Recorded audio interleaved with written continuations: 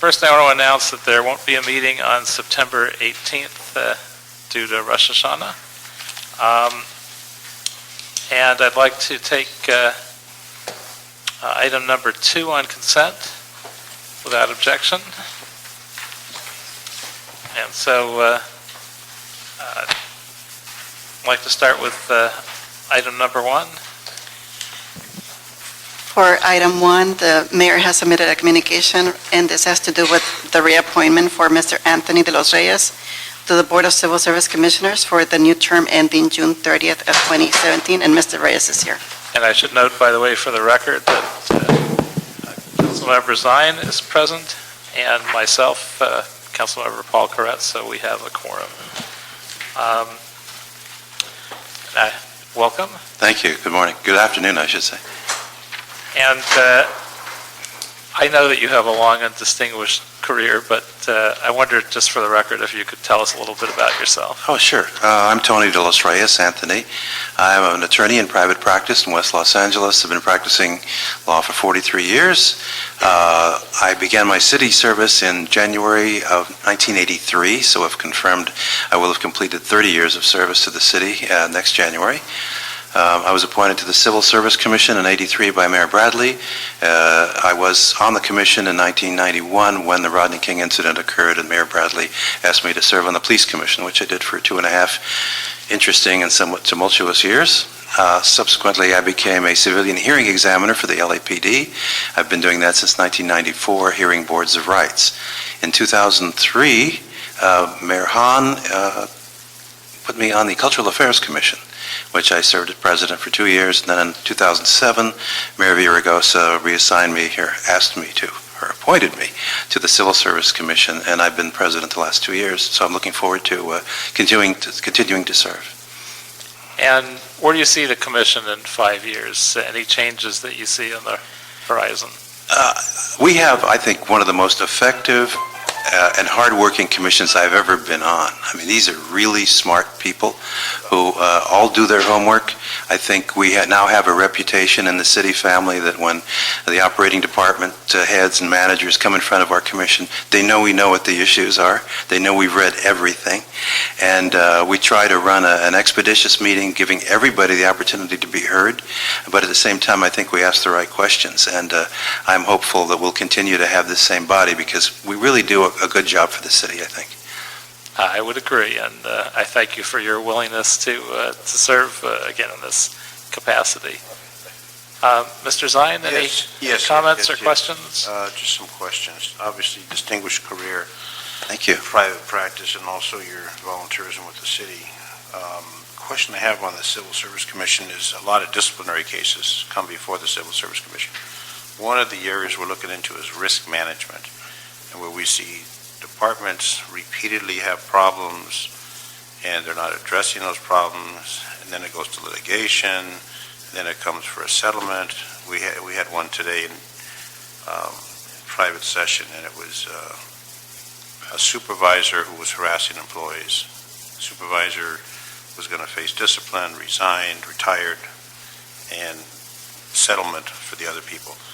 How is the commission looking at those issues of liability with supervisors where they're committing the acts that are causing a loss of funds for the city on payouts? When cases come before us, of course, they've already had a full-on evidentiary hearing. And one of the things that we consider when we hear these cases on appeal, because we only get them if the employee appeals the ruling, and some of the criteria we employ in determining whether discipline is appropriate is the length of service of the employee, the gravity of the offense, prior discipline, and the potential exposure to the city for any liability. That's always one of the 4 main concerns that we address. We're not in the business of administering discipline. That's the job of the operating departments. Our job is to see that the civil service system itself ensures due process primarily. Make sure that all the rights of all the individuals involved, including the right of the city and the right of the taxpayers, to see that we get an honest day's job for an honest day's pay. We're not in the business of administering discipline, but we do want to make sure that the discipline that's administered is according to the rules. And how do you find that? I'm sorry? How do you find that happening in the commission? Well, as I said earlier, our commission is really, and we have, I like to say we have 4 lawyers and a really smart guy, because the one non-lawyer is a really smart guy. But Mr. Bachman was that way when he was with the police commission, a number of lawyers, and Bert Bachman, the owner of Galpin Motors. yes, absolutely, I recall that. We're very, very well versed in the needs of the city in terms of both the responsibility of operating departments to do their jobs. As I said, the need of the city to get good work from good employees, and we, I think, are the safeguard, the gatekeepers, if you will, for ensuring that everything that's done is done absolutely in conformance with a welter of rules that sometimes can be confusing. We have good counsel here who always helps us on these matters. So we look to her often, sometimes without even telling her we're going to look to her, and she always seems to respond appropriately. Well, I've heard from the personnel department that they're very pleased with the direction, and obviously there has to be discipline, has to be fair, has to be appropriate. But years past, go for appeal, and the appeals were granted over and over and over, and then it really waters down and dilutes the system when it comes to a disciplinary process. For those situations where someone's doing something wrong, and then liability in the financial aspect follows that many times. Well, when I was appointed in 2007, the mayor said to me specifically that he felt that maybe some change in direction was needed, and I like to think that me and my fellow new commissioners have responded to that charge. I see heads nodding, I see heads nodding. And it's got to be fair, obviously. I come from the police department where I spent many years in disciplinary process, the Board of Rights, et cetera, and it just needs to be fair. But sometimes that fairness is not balanced, and I want to commend you because the comments I received back, because I'm very conscious of those payouts that were coming down the line, is that the Civil Service Commission is doing a thorough investigative process to make sure it's done properly, and the findings, if the department goes through that investigation, they get the evidence and this and that, and you got your hand in the cookie jar and say, well, no, it wasn't there, and then you got compelling evidence. But you know what? Then you're going to have to take the consequences. So I want to commend you on that. Thank you. Our commission really isn't afraid to take a tough stand. And even if it isn't popular, even if there are repercussions down the line, we really attend to business in the city's best interests. I pledge you we will continue to do that if I'm reappointed. Excellent. Thank you. And we appreciate that and your good work, and without objection, to move your reappointment. Thank you very much. Appreciate it. Thank you. Item number 3. For item 3, the City Administrative Officer and the Los Angeles Department of Water and Power has submitted reports.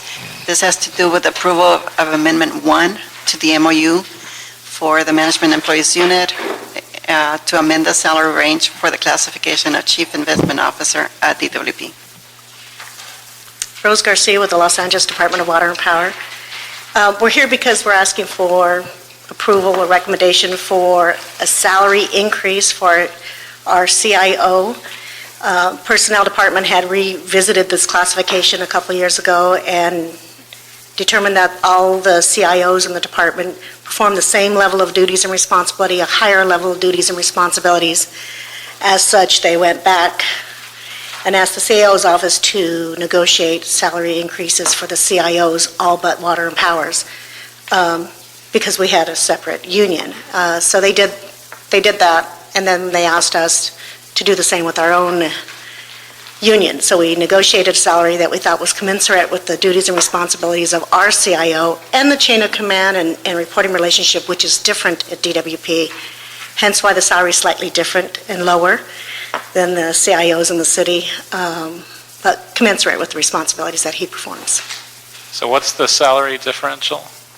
The position is about a $30,000 increase a year, about a 16% increase at fifth step to fifth step comparison, but about, maybe 30,000 less, I can look it up, than the CIOs in the cities.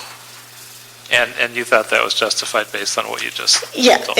the reporting relationship is different, the span of control is different, but the strategy and the financial savvy is the same, regardless of where he does the work, where the person does the work, but we felt that the structure, ours is exempt, ours is not exempt, ours is a civil service class, the others are exempt, ours is represented by MEA, ours is a civil service classification. It has reports to a retirement plan manager, and that maintains the salary differential between our retirement plan manager and our CIO without having to then bump up our retirement plan manager. And who pays for this? Is it from the general fund or the DWP? DWP does. Okay. Mr. Zion, any questions on this one? I find it unique that this is probably the only position in the Department of Water and Power. The salary is not higher That's than correct. every other That's employee. correct. It is lower. It's got to be historical that it's not higher than most salaries in every other department. It is. Has this gone through the ratepayer advocate? No, because this actually started way before the ratepayer advocate this started in 2009, as far as our negotiations with our union on this. About the same time that the the City Civil Service Commission was considering the classification. So no, it hasn't. And what does the chief investment officer do? Manages our investments of our retirement plan, about $8 billion in investments. And how well funded is that plan? I want to say, better funded than the cities, at about 80%, 70-something. And does he get bonuses on top of the compensation? No, he does not. And then he reports to, who does he report to? A retirement plan manager Okay, and the retirement plan manager. reports to the general manager. And they have a dual reporting relationship to our retirement board and then our Board of Water and Power Commissioners. And so this person decides where the money's going to be invested. That's correct. And if the returns don't come in as they should, he still gets a pay raise. That's correct. So have the returns come positive or negative? I You're actually, 80% I actually don't know, but we're pretty well funded. Well, 80% is obviously, and the water and power pension, I understand, is higher than the pension for other city employees, Slightly higher, yes. for the rest of the folks here, like June, who's been here for 30-plus years. Ms. Gibson. Just a tiny, tiny, tiny bit higher. Ms. Gibson, is that true? Whether or not Water and Power's retirement is higher than ours, it's definitely higher than ours. Well, the city employees are 2.16. Water and power is 2 point something, 2.3 or 2.3. 2.3? Well, in good conscience, in very good conscience, I cannot support a pay raise when we're talking about furloughs and we're not giving our other employees compensation. And while I think a range of 125 to 156, where's he at now? He's actually on fifth step, so he's currently making fifth step of the current range. I can tell you in about 2 seconds. Because He's currently making $156,000. so he's at top step. Yes, he is.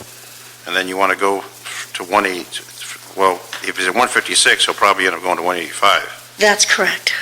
I can tell you currently, the way it's structured, when you get a pay raise for a classification, you just take the step that you have. There is something we can do if we're asked to renegotiate. Similar to what the city did is they negotiated step placement as well, because some of theirs were going to get $40,000 increases, a big jump. So they renegotiated step increases. The best we could do is negotiate he would be placed at step 4, because then it's still consistent with the administrative code, giving him at least 5% increase. In this case, it would be about a 9% increase. Because to put him at step 3 is a 2% increase. Ad code says you get a minimum of 5%. So we could put him at step 4 for 6 months and then put him up to step 5. Now, did the DWP participate in an ERIP program, the retirement program? No. Okay, so there's no additional money coming out of the salary of employees, like the rest of us that are putting 2% of our salary to take care of the early retirement folks that took off, That's that correct. retired. I just think it's unfair. I think when we're going to have a rate increase that's been proposed by the Department of Water and Power, confirmed by the ratepayer advocate. In fact, I got a nice little letter today from an 80-year-old constituent screaming about the rate increase from Water and Power. To me, it's a real slap in the face. A person who's making $156,000, by the way, that is considered a lot of money in the real world, to suggest a $30,000 increase, I can't support it. Now, what generated the push for the increase in the first place? My guess is going to be that for managing this kind of a massive portfolio, you're generally paid better in most places, but I don't know. Well, what- actually, it does. When the city did its look at of the duties and responsibilities, they found the city CIOs they were having difficulty recruiting and retaining them. And therefore, they went to exempt them. They also went to find if the salary structure could be revisited. They, in fact, I believe, wanted to create a different classification. And Personnel Department said, well, it's not really a different class. It just has to be revamped because they are managing large portfolios and they do require significant expertise. In fact, that's why they exempted them under the professional exemption. It was their impetus of revisiting the class and establishing the salary for the class at much higher than we were willing to pay or able to pay because of our salary structure. I said that because of it would have been a domino effect for us. So they had already established the salary. So then what happened is the union on our side came to us and said, your CIO is going to go back to the city because you guys are paying a lot less than the rest of the city. But he came from the city department to Water Power? Yes. What department was he with? I want to say Lacers, but it was 10 years prior. He's been with us 10 years now. Of course, in some ways, that would only be fair because everybody else is leaving the city and going to Yeah, work for you know. DWP.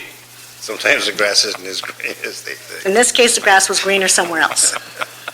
So that's what was the impetus. But it started with the fact that other pensions, retired CIOs they were having difficulty in other departments, pensions, retirement, and treasurer was having difficulty retaining theirs. I think it's ironic that we're talking about pension reform to reduce the pension benefit for employees, but we're going to give the person who's managing the dollars an increase.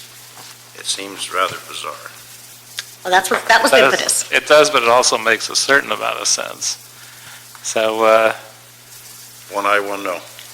I think I would make the motion to amend the salary range, but put the incumbent at the fourth step. We can ask we have to negotiate that, but we can do That would be my recommendation, and I believe there's one aye for that and one no for that. Okay. So I guess neither of us are for the salary range as As is. recommended, but, Back to the drawing board? so you have two opinions, two council members and two opinions, so I don't know if you go back to the drawing board or just bring it to Well, council with we'll take it back to the those u- two opinions. We can take it back to the union without a doubt. And I think what you're suggesting would be to return the item to EERC, because what was negotiated was based on the instructions from EERC, and if I know there's a split vote here. You're on ERC. Did you remember that coming up at ERC? Yeah, I do recall that coming up. I just think it's ironic that the mayor's given direction for pension reform down, but we're going to give the person who's controlling it an increase up. Yeah, I think it got less focus on that issue at ERC. it was than actually here, heard. so- It was actually heard the exact same day as pension reform. So the focus, I'm sure, was on pension reform. Elsewhere. Okay, well, why don't you send it back with that recommendation and the information that it was a 1-to-1 split as it was, and go from there. So send it back to the ERC, I guess, with that information. That's fine. And that's it for that item. And there being no other business, I will just remind people again that there won't be a meeting on September 18th, and otherwise, this meeting is adjourned.